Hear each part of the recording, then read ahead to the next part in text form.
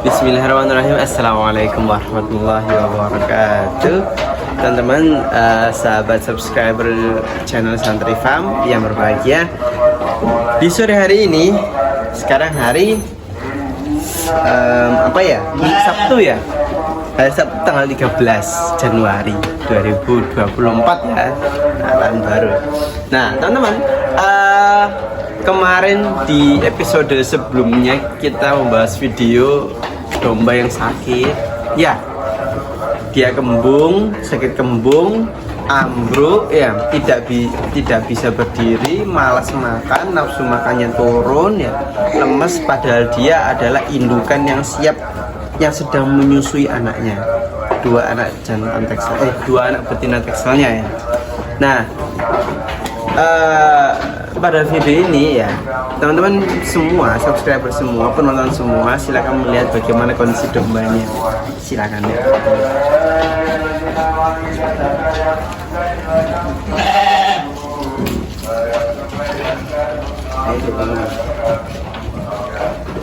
Itu ya, yang paling pojok itu ya. Nah, yang paling pojok sana. Nah itu. Nah ini teman-teman, kemarin yang sakit ya. Loh, ya kan? Nah itu anaknya lagi nyusui ya. Disunduk. Sudah waktunya kawin teman-teman. Anaknya baru umur 1 bulan ya. Beratnya sudah 15 kilo, bayangkan teman-teman. Istimewa bukan? Nah, teman-teman yang mau inden ya, anak-anak teksel di sini dengan bobot yang fantastik ya, lepas sampai 25 kilo sampai 30 kilo. Nah, hanya ada di kandang Santri Farm. Teman-teman yang mau silahkan ya, inden ya anak-anak tekselnya untuk indukan-indukan terbaik di kandangnya teman-teman. Nah, tadi mana induknya? Nah ini. Jadi induk ini teman-teman ya, ini kan anaknya nih. Ini anaknya, bagus ya anaknya. Nah, cross sulfok, jadi ada coklat di kakinya sama di kepalanya.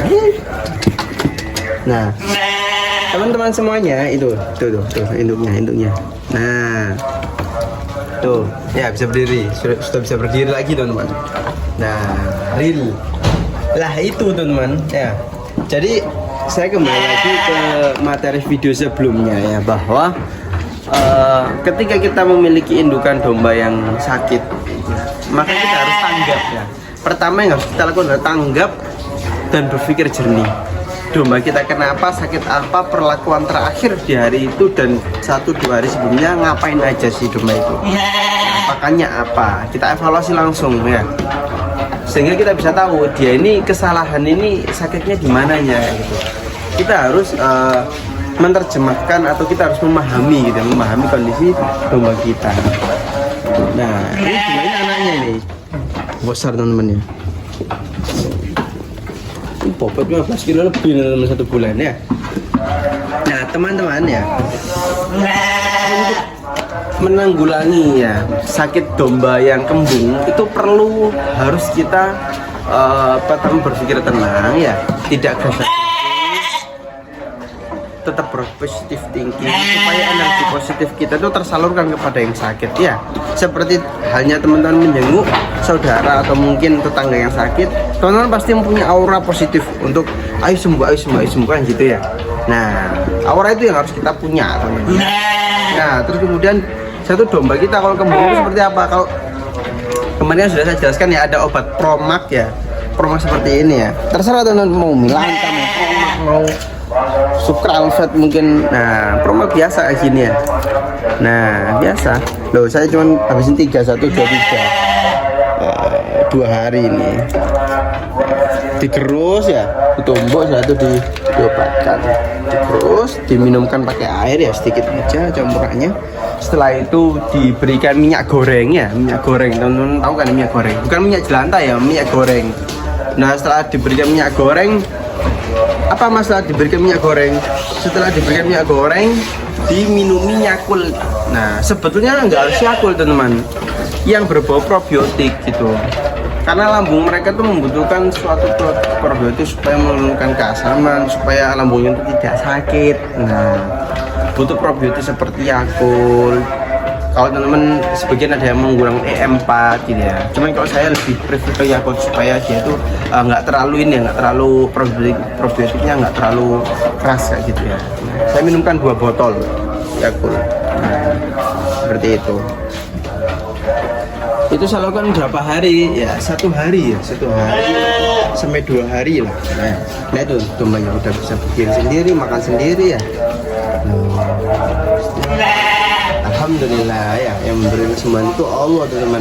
Cuman kita harus berusaha ya, berusaha. Nah mas, setelah sehat kayak gini gimana? Setelah lahap makan seperti ini jangan lupa disuntik oleh, ketika dia sudah lahap makan ya teman-teman ya, kita boleh menyuntikkan dia dengan bioenergi atau ATP ataupun dengan vitamin B12 agar supaya dia kuat lagi otot-ototnya, kembali lagi fit dia, seger gitu ya, tidak kekurangan darah, tidak lemas gitu.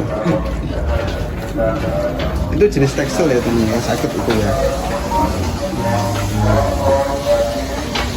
Begitu teman-teman. Nah ini sekarang kondisi sore ini kan lagi makan ya. Nah kita harus kopen gitu ya. Mana sih domba-domba kita yang nggak nafsu makan? Karena pasti ketika dia tidak nafsu makan, pasti dia ada alasannya. Pasti dia entah itu sakit, entah itu kecepit kakinya, entah itu apapun itu. Nah maka kita harus teliti begitu ya. Karena seorang breeder sejati itu breeder yang memperhatikan domba-dombanya.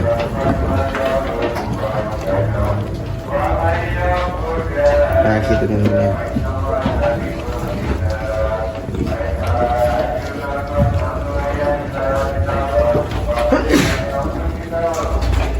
Tanya vitaminnya apa mas? B12 itu banyak ya di toko-toko hewan ada. Kalau saya pakai ini indeks B12 ya.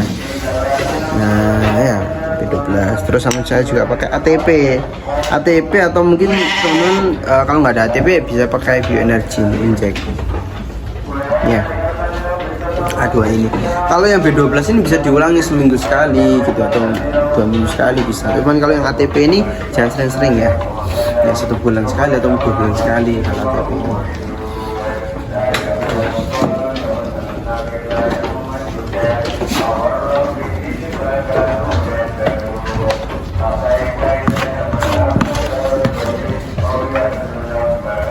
Ini pendirian betina ini, jika teman-teman tahu harganya murah teman-teman. Ini 1.100.000, 1.200.000. Sudah betina bagus, badannya mentul ya. Ya, teman-teman bisa melihat badannya ya. Nah itu dagingnya banyak mentul ya. Untuk akikoh bisa, untuk di breeding lagi bisa. Ini Garut ya, badannya. Ya, badannya ya, melembut. Besar lemu ya.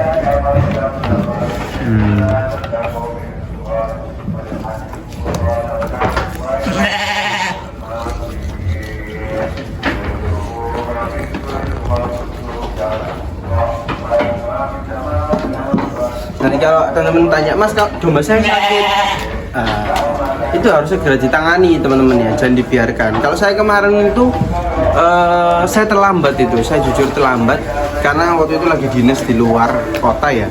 Jadi domba yang kembung yang di video sebelumnya itu sakitnya itu sejak pagi ya, tapi saya ngobatinya itu baru siang sekitar jam 1 jam 2. Kan itu ada range sekitar 5 jaman teman-teman, 5 jam lebih. Nah, itu bahaya teman-teman, kan kembung itu bisa mendatangkan kematian. Maka teman-teman ya, ketika ada domba yang sakit harus segera ditangani ya, harus gercep gitu ya, dengan pikiran jernih, gercep gitu ya. Nah tapi kalau teman-teman membiarkan gitu ya, nanti teman-teman ini kasihan dombanya menahan rasa sakit gitu ya, tidak segera diobati. Nah karena posisi waktu itu anak kandang nggak terlalu ini ya, memperhatikan ada yang sakit kembung, maka dibiarkan itu, taunya waktu siang. Dan alhamdulillah masih diberikan waktu ya, dan masih diberikan umur yang panjang untuk indukan Boxel ini. Nah, alhamdulillah.